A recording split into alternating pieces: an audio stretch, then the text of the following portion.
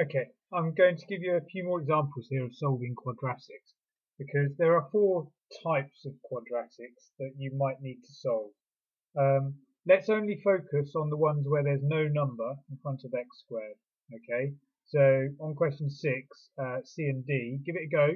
Don't worry if you can't do it. Okay, it is a bit trickier, but you don't need to be able to do that right now. I just put them in there for extra questions, just to see whether you wanted to try and have a go at them yourself. Okay, so you've seen example 4. So here I've got 3 more examples which are slightly different. The only difference we're looking at are basically the signs. So the previous question, I can't remember what that was, but now what we're looking at is we've got a minus 3x and a minus 4. Then with example 2 we'll do a plus 3x and a minus 10. And then on example 3 we'll do a plus 5x and a plus 6. The reason with the signs, the reason it makes it slightly different is because when we make our brackets, we'll have different things going on with the pluses and the minuses in our brackets. Right, as I said, whenever we solve a quadratic, we must make it equal to 0. These ones are already equal to 0, so we don't need to do that. Okay, but to get my x squared, okay, then I would need to have 2 x's. So again, we're going to factorize, okay? So my x times my x will get me my x squared. Now the other thing is I'll have 2 numbers that multiply to make minus 4. So let's think about the numbers that multiply to make minus 4. Minus 1 and 4, 1 and minus 4, minus 2 and 2. Okay, there's no point in doing 2 and minus 2 because we've already got that. So I need to choose one of these pairs that when I add them together, it will make the number in front of the x. So it's got to add together to make minus 3. Minus 1 plus 4 is 3, so not that. 1 plus minus 4, well that's the same as 1 minus 4, which is minus 3.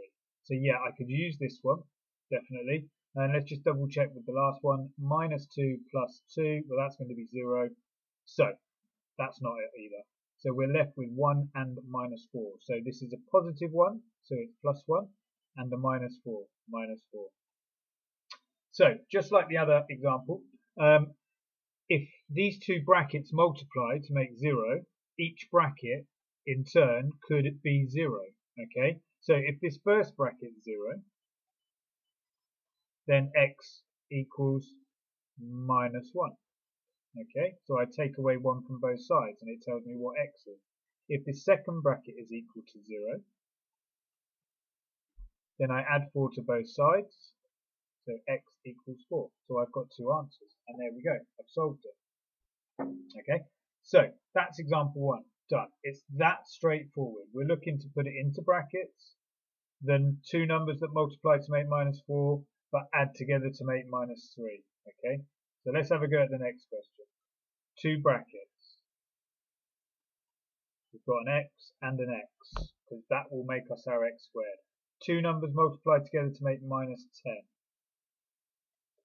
That will be minus 1 and 10, or 1 and minus 10. Minus 2 and 5, or 2 and minus 5.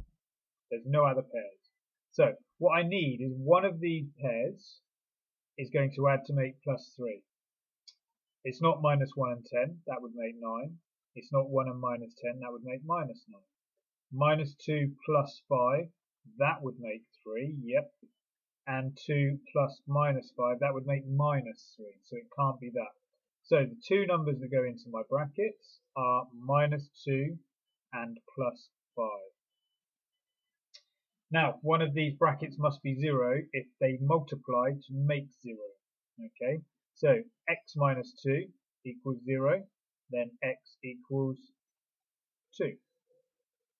If x plus 5 equals 0, then x equals, take away 5 from both sides, minus 5. So I've got my 2 answers.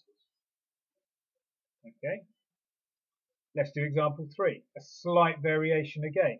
This time there's pluses in both terms.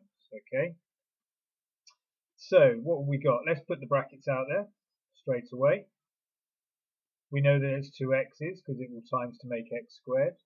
2 numbers multiply to make 6. 1 and 6, 6 and, well, minus 6 and minus 1. Yeah, because 2 negatives multiplied to make a plus.